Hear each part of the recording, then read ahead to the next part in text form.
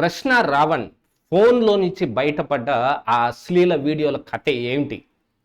పోలీసులు ఆయన బ్యాంక్ అకౌంట్లను సీజ్ చేయమని బ్యాంకులకి ఎందుకు నోటీస్ ఇవ్వటం జరిగింది? నిజంగానే ప్రశ్న రావణ్ ఇలాంటి వీడియోలు మొత్తాన్ని విచారణకు హాజరవటం కంటే ముందుగా డిలీట్ చేసుకుని వచ్చాడా? నిజంగా ఫోరెన్సిక్ దాంట్లో ఈ అశ్లీల వీడియోల సంగతి బయటకు వచ్చిందా? పోలీసులు వీటిని ఎంతవరకు ధృవీకరిస్తున్నారు? ఇప్పుడు రావణ్ని సపోర్ట్ చేస్తున్న పార్టీలు కానీ మనుషులు కానీ వాళ్ళ సమాధానం ఏం ఉండబోతోంది ఈ వీడియోలో చూద్దాం. ఏంటిటా కుండబద్దలు కొడతా. నమస్కారం, కుండబద్దల ప్రేక్షకులకు స్వాగతం. ప్రస్తుతం మీడియాలో బాగా హల్చల్ నడుస్తున్న వ్యవహారం ప్రశ్న రావణ్ ఫోన్లో నుంచి బయటపడ్డ అశ్లీల వీడియోలు, రాసలీలలు, అమ్మాయిలతోటి ఆయన చేస్తున్న చిట్చాట్లు, అసభ్యకరమైన పదజాలం, లేదు వాళ్ళని ఆర్థికంగాను లేకపోతే శారీరకంగాను వాడుకోవటానికి ఇతను పన్నిన కుయుక్తులు అన్నట్టుగా ఒక పెద్ద పిక్చరే చేయబడుతుంది. దీన్ని అధికారికంగా పోలీసులు ఇంతవరకు ధృవీకరించలేదు. ఇది కేవలం మీడియాలో నడుస్తున్నది మాత్రమే. అలాగా మీడియాలో నడుస్తుంది, ఇంకా పోలీసులు ధృవీకరించలేదు కాబట్టి ఇది అబద్ధం అని చెప్పటానికి ఎంత ఆస్కారం ఉంది అనంటే మరి సగం సగంనే కనపడుతోంది. ఎంత అబద్ధం అని చెప్పడానికి ఆస్కారం ఉందో అంతే నిజం అని చెప్పడానికి కూడా ఆస్కారం ఉంది. పోలీసులు వీటిని బయట పెట్టిన రోజున దీనికి 100% శాంటిటీ కనిపిస్తుంది. కానీ ఇంతకీ ప్రశ్న రావణ్ ఆ ఫోన్ని ఎప్పుడు పోలీసులు అదుపులోకి తీసుకున్నారు అనంటే మొట్టమొదట ఆయన్ని ఇంట్లో అరెస్ట్ చేసినప్పుడే ఆయన ఫోన్ ఇవ్వటానికి నిరాకరించాడు. కానీ చాకచక్యంగా పోలీసులు దాన్ని అదుపులోకి తీసుకున్నారు. విచిత్రమైన విషయం ఏమిటంటే అందులో ఉన్న చాలా వాట్సాప్ చాట్లు కావచ్చు లేకపోతే వీడియోలు కావచ్చు డిలీట్ చేశాడు. దాన్ని ఫోరెన్సిక్ పద్ధతిలో ఫోరెన్సిక్ ల్యాబ్కి పంపించి ఆ డిలీట్ అయిన వాటిని మొత్తాన్ని రిట్రీవ్ చేస్తూ ఉంటే ఇలాంటి అశ్లీల వీడియోలు బయటపడ్డాయి. స్వయంగా రావణే అందులో పాల్గొనటం కానీ చాలా దారుణమైన మాటలు మాట్లాడటమో లేకపోతే కొంత అసభ్యకరమైన పదజాలాలు వాడటమో, అంతేకాకుండా ఆడవాళ్లతో రాసలీల చేస్తూ ఆయన సెల్ఫీగా తీసుకున్న వీడియోలు ఇవన్నీ కూడా ఉన్నాయి. ఒక వ్యక్తి ఫోన్లో ఇలాంటివి ఉన్నాయి అని అంటే ఆ వ్యక్తి మనస్తత్వం ఏంటి, ఆ వ్యక్తి ఎలాంటి పనులకు ఫ్యూచర్లో చేసే ఆస్కారం ఉంది, గతంలో ఇలాంటి పనులు ఏం చేశాడు అనేది ఒక అసెస్మెంట్ జరుగుద్ది. దాని ప్రకారంగా చూస్తే అమ్మాయిలతోటి ఏదో ఒక రకంగా ఆయన సంబంధం పెట్టుకోవటం, వాళ్ళని దాన్ని రికార్డు చేసుకుని వాళ్ళని బెదిరిస్తూ వాళ్ళ దగ్గర నుంచి ఆర్థిక సహాయం పొందటం, లేదు వాళ్ళని మరొకసారి లైంగికంగా వాళ్ళని వాడుకోవటానికి ప్రయత్నం చేయటం అనేది ఖచ్చితంగా జరుగుతుంది.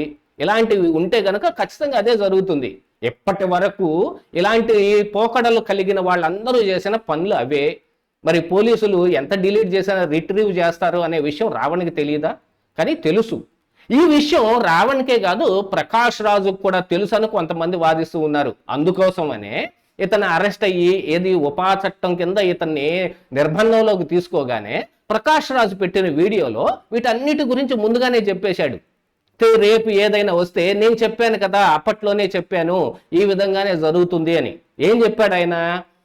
ఈ క్యారెక్టర్ అసాసినేషన్ జరగటం కానీ ఎవరితోటి సంబంధాలు ఉన్నాయన్నది వాళ్ళు విచిత్రమైన పోకడలు చేసి కొంత మార్ఫింగ్ వీడియోలతోటి వాటిని ఏదో బయటకు ప్రచారం చేసే ప్రయత్నం చేస్తారని కానీ ఇలాంటివన్నీ కూడా చెప్పుకొచ్చాడు.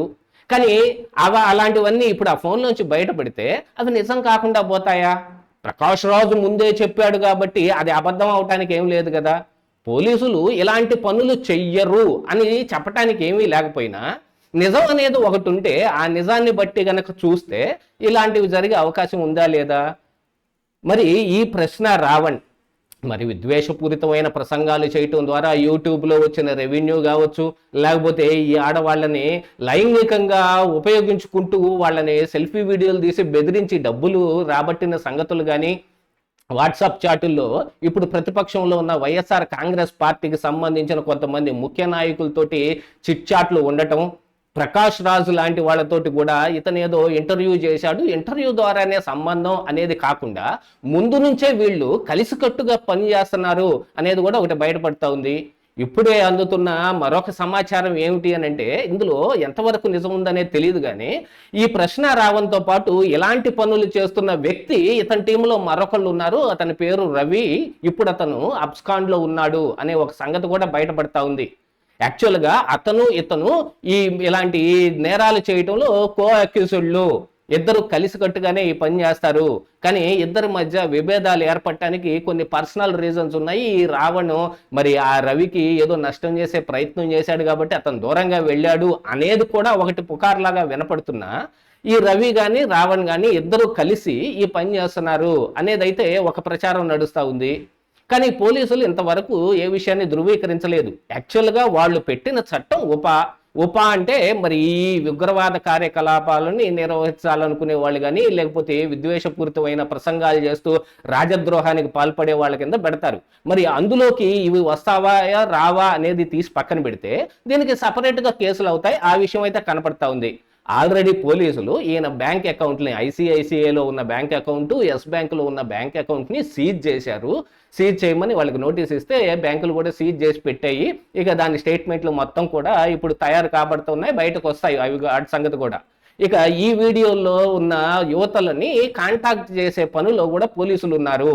వాళ్ళకు కూడా అభయహస్తం ఇవ్వటం జరిగింది. మీరు ఎవరైనా గనక ఈ విషయమై కంప్లైంట్ పెడితే మీ విషయాలన్నీ గోప్యంగా ఉంచబడతాయి, మీరెవరనేది బయటకు తెలియకుండానే మేము కోర్టుకి సబ్మిట్ చేసి త్రూ కోర్టు ద్వారా మీ విషయాలు బయటకు రాకుండా, మీ పర్సనల్ సంగతులు బయటకు రాకుండా మేనేజ్ చేస్తామని వాళ్ళని కాంటాక్ట్ చేసే పనిలో కూడా ఉన్నారు.